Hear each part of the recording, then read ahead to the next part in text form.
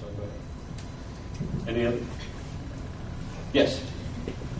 My question is, as someone who is both a science teacher and a potential budding, hope-to-be-soon parent, have your kids ever run into a situation in their school or in their community where it wasn't just a difference of opinion, where you had to kind of mediate a conflict in worldview, whether between your children and a teacher or your children and their cliques at school? Have you ever had to figure out, how am I going to deal with society when society is telling my kids that they're wrong and my kids are kids and feel really self-conscious? On the day that the final video for the Foundational Falsehoods came out, that was on the topic of theory and what the word theory means. On that day, my son's science teacher told him that evolution was just a theory. He didn't know I was doing the video. He then argued that there were no such things as beneficial mutations. And he had a textbook required by the class as core curriculum listing beneficial mutations. He was ignoring the lesson plan to argue a lie that the book itself refutes. And all he had to do to know better was to open his own book. Okay? We're not talking about people with an interest in honest science. The facts don't matter.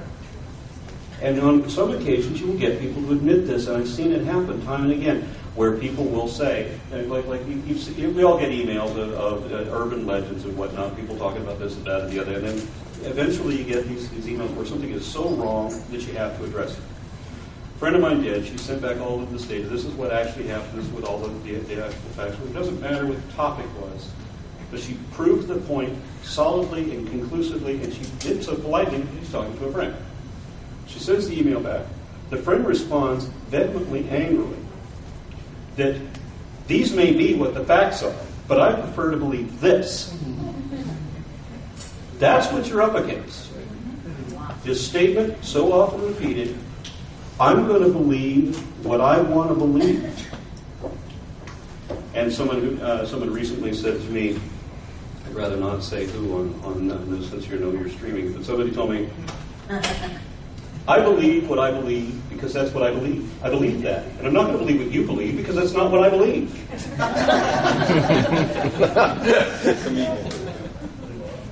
How do you argue with logic like that? Anyone else? Yeah.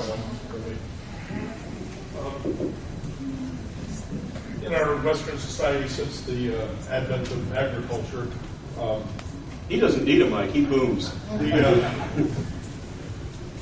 Catholic Church's Inquisition and the Islamic indoctrination of their young kids and stuff, it's been such an influence over the last 5-6 centuries that it still has an influence on Western thinking. I mean, I run into people all the time that don't believe in God. You must be nuts. I mean, they brought Western civilization to its knees in Europe. Unfortunately, the British stopped. But now I picked up Thomas Friedman's The World is Flat, and the advent of the computer, and everybody's online now. Is this going to maybe, hopefully, you believe that it's going to stop this bullshit?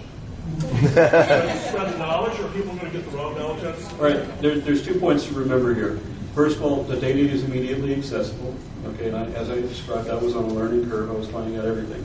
One of the things I found out is you can't trust everything you read, but you want that, don't you? Mm-hmm. You want to know that you can't trust everything. And you want to be able to have an immediate comparison to what everybody is asserting as absolute truth, especially when everybody's absolute truth is different. And is God, like somebody asked me the other day about why Christians become atheists, or I asked him, and he said that the reason that people become atheists is because Christians don't follow the Ten Commandments. They don't follow the Word of God. And I said, let me make sure I understand this. You're saying that people believe that there is no God because they believe the Bible is the Word of God. Is that really what you're telling me? But when we're talking about like the Ten Commandments, okay, your perspective is that we have to follow these sets of rules, or else we're going to go to hell. Of course, this book doesn't say that. This one says that if you have any other gods before me, well, this is the commandment, have any other gods before me, you're going to hell. Then you have Jesus saying, the only way to get to God is through me. Is there not a contradiction there? A Jew or a Muslim would say there is. But the Christian perspectives say they're not. And of course, they're all wrong, because Krishna is going to come back and turn us all into gangsters. And then maybe we could just make up another religion where we can stress an absolute truth that's unfounded and unsubstantiated by anything. Have you been touched by his noodly appendage? That's a wonderful analogy. Yes, I think that the internet is going to be the bane of religion to a large degree, and not just because information is out there, but also because misinformation is out there, and because of that, you have to think critically. The internet's not going to be taken over by a bunch of PCS? Okay, well, thank you. This has been exciting.